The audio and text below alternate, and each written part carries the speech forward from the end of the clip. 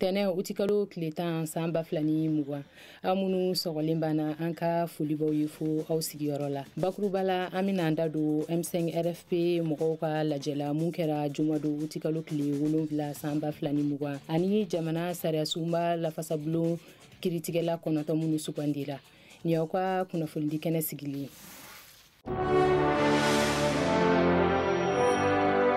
Jɛkulu M5 RFP ko a bɛna jamadalajɛba kɛ sini tarata. Jɛkulu M5 RFP na kanubaw ye kunnafonidi lajɛ kɛ Semasi Dakayɔrɔ la jumado utikalo kile 7 san 2020. A ɲɛmɔgɔ caman tun bɛ kɛnɛ nin kan.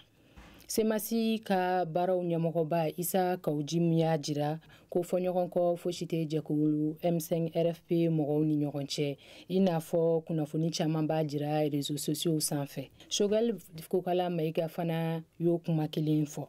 A ko lakanabaw ye mɔgɔ minnu kiiri k'u datugu ko ma bɛn sabula ko jamanadenw ka hakɛ dɔ y'u ka nisɔngoya jirali ye. Imam Mahmud Diko kɔni tun tɛ ni kunnafonidi lajɛ kɛnɛ kan.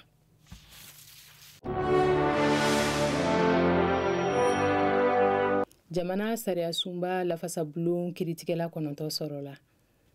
O tun fɔra CEDEAO fɛ ko ka jamana sariyasunba lafasabulon kiritigɛla hakɛ dafa. O kɛra jumado utikalo kile 7 san 2020. Jamana kuntigi sariya nimero 2020 342 ye kiritigɛla 9 ninnu sugandili ko fɔ. U tɔgɔ n'u jamu filɛ. Azer Kamate, Amadou Ousmane Touré, o fila bɛɛ ye magistrat ye. Madame Doucouré Kadija Traoré, avocat. Olu mɔgɔ 3 bɛɛ sugandira jamana kuntigi yɛrɛ fɛ. Député bulon ɲɛmɔgɔkulu ye mɔgɔ 3 minnu sugandi. Olu ye Maître Ousmane Ibrahim, avocat, Madame Ba Awa Tumaɲɔ, magistrat, ani Beilaba. O ye magistrat ye min bolo bɔlen bɛ jamana foroba baara la ka sabu kɛ si kɔrɔbalen ye. Magistraw ka ɲɛmɔgɔbulo ye mɔgɔ 3 minnu sugandi. Olu ye Dembatal, Mohamed Abdramani Mayiga ani Jɛnɛba Karabɛnta. O bɛɛ ye magistrat ye. Nin kiritigɛla 9 bɛɛ bɛnna kan ka Amadou Ousmane Touré sugandi ka kɛ jamana sariyasunba lafasabulon ɲɛmɔgɔba ye.